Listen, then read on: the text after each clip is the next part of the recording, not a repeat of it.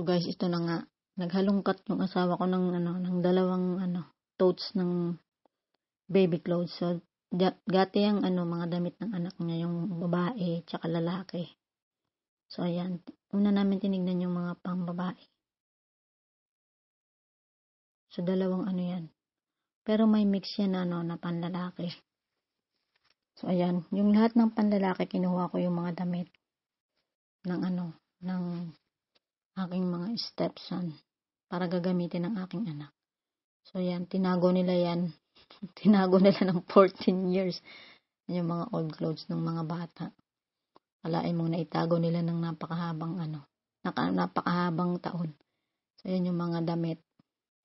So pinipilian niya yung mga yung pa sa panglalaki. So kukunin namin. So sabi ng asawa ko daw, ipapasuot namin sa anak namin. Tapos after nun, so i-donate ko na yung iba ipapamigay ko na sa Pinas. So para na siya ma-dispose kasi nga ang tagal niya nang nakatago. So yan, nakita namin yung old sandals ng kanyang anak.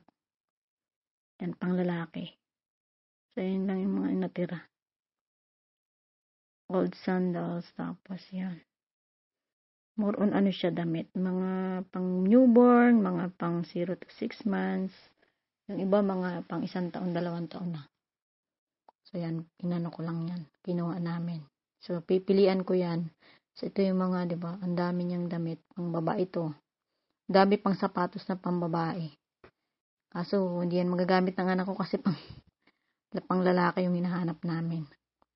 Ayan. Yung kanyang anak na babae, yan yung ginamit niya nung baby pa siya. Diba? Pink. Yung favorite niyang color, pink, purple. Yan yung mga gamit.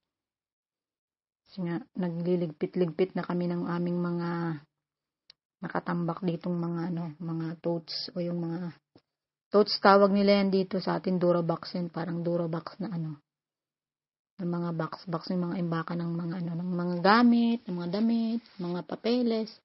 Yan, ang daming ganyan ng asawa ko. So ayan, tingnan niyo ang gaganda ng mga ng sapatos.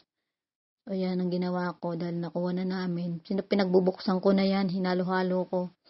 Kasi nga iipunin ko. Yan yung mga binili namin yan kasi nga iipunin ko yung pagbubukod-bukod ko yung sa newborn tsaka sa sa mga pangmalaki na. So tinatanggal ko yung hanger para So, yan, yung mga iba dyan, yung pinamili namin is like nasa lang 30%.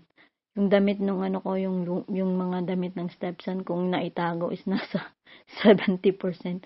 So mas marami siya. Sabi ko hindi na muna ako bibili ng mga damit kasi nga ang dami naman. So yan, mga damit. Tinatanggal ko lang yung mga hanger niya kasi nga ibubukod-bukod ko na yung pang newborn tsaka yung mga pang malaki yan. Kasi nga lalaban namin yan. Tapos, bibili pa kami ng cabinet or ng laganan ng damit ng baby. So wala pa kami yun. Bibili kami. So yan, mga t-shirt. Yan yung mga mga nabili na namin.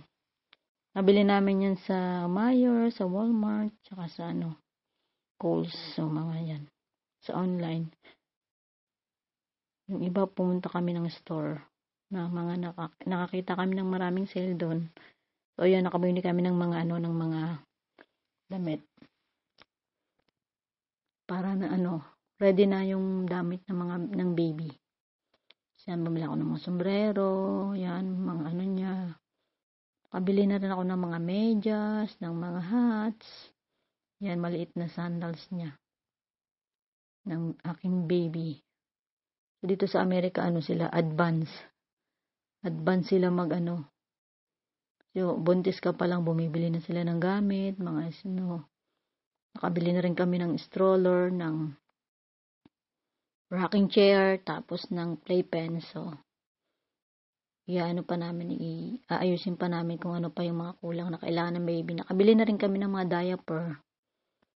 So yun lang, pakunti-kunti lang para maipon na gamit ni baby. So yan, mga medyas niya. Tiyaga ipon-ipon. Yung kada sahod bili yan. Nabili namin yan sa Walmart, yung sapatos na yan. Ang cute niya. Pang 2 years old na siya. Sale kasi Kaya binili namin. Yan. Tapos yung iba dyan, mga goals. So, yan. Walang naman, pa konti-konti. May mga newborn, 0 to 3 months, 6 to 12, mga ganon. 9 months.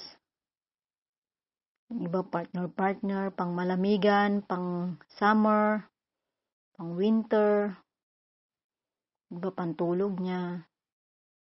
So, pag bumibili kami ng mga damit ng baby, tinitignan namin kung ilang buwan na siya dun sa time na yon. Tapos, kung yun ba ay summer, winter, so, i-adjust namin yung mga damit na bibili namin para sa kanya kasi nga, kami naman dito, may taglamig, may tag-init, tag-ulan, tag-sibol. So, yun yung ano namin, yung consider namin. Hindi ka pwedeng basta-basta bumili ng damit para sa baby kasi bibilangin mo kung ilang buwan na siya ng time na yun. Tapos, kung ano yung weather nung yung time na yun. So i-adjust namin yung mga damit na bibili namin kung pang malamigan o pang summer. Kasi nga naman, yung weather dito is pabago-bago. So, hindi ka pwedeng basta. Yan, binila ko siyang ng bathrobe. Ang cute. So, siya.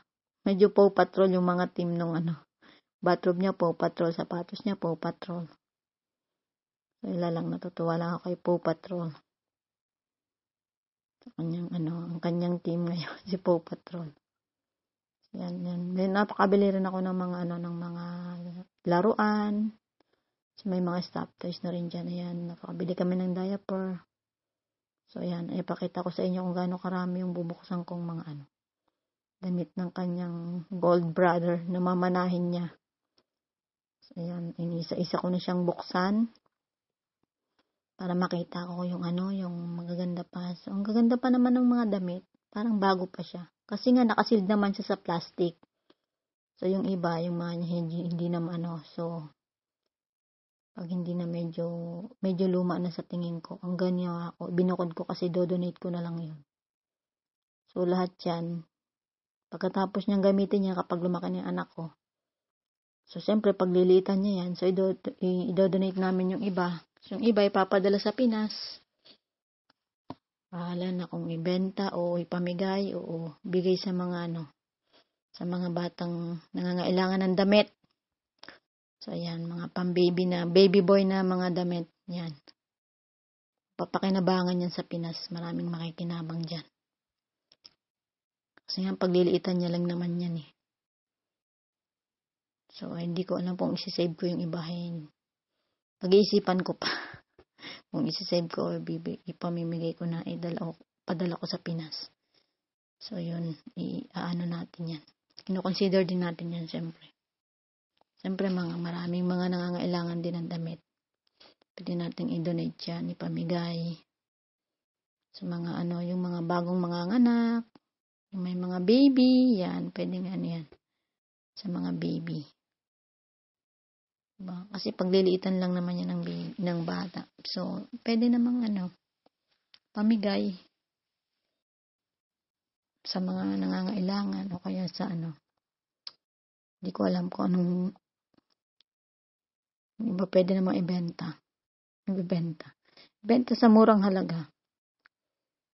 Yung iba i-donate, ipamigay. So, yun. Para makatulong tayo kahit konti sa mga bagong nanay, sa mga nanay na nangangailangan ng damit para sa baby boy nila. So, ayan. Magaganda yung mga tela dito, guys, ng mga damit. So, siya? Maganda siya sa katawan. Mga komportable siyang suotin. Yan yung mga yung mga tela niya. Magaganda yung mga masarap sa katawan. So, masarap yan pag sinuot ng baby. Masarap yan sa katawan ng baby. So, yan. Iba-ibang design yan. Iba-ibang kulay. Yan yung mga Yung iba dyan, binili ng asawa ko. Siguro 2 months pa lang yung anak ko, yung asawa ko, namimili na ng mga damit sa online, kung ano-ano. Tapos, bumili rin siya ng mga iba-ibang costume, pang baby costume. Yan, ang aking asawa ay sobrang excited na. Yan, dami niya nang binili online, mga blanket, mga Lahat ng gamit ng baby, mga iba-ibang costume sa iba-ibang mga pang Christmas. So, yan, makita nyo. Yan. Ang asawa ko ay mahilig sa ganyan, magbili-bili ng mga Mahilig siya magbili-bili, magtingin-tingin ng mga damit ng baby. Yan, daming damit ng aking anak. So, yun yan. Yun lang, guys. Thank you.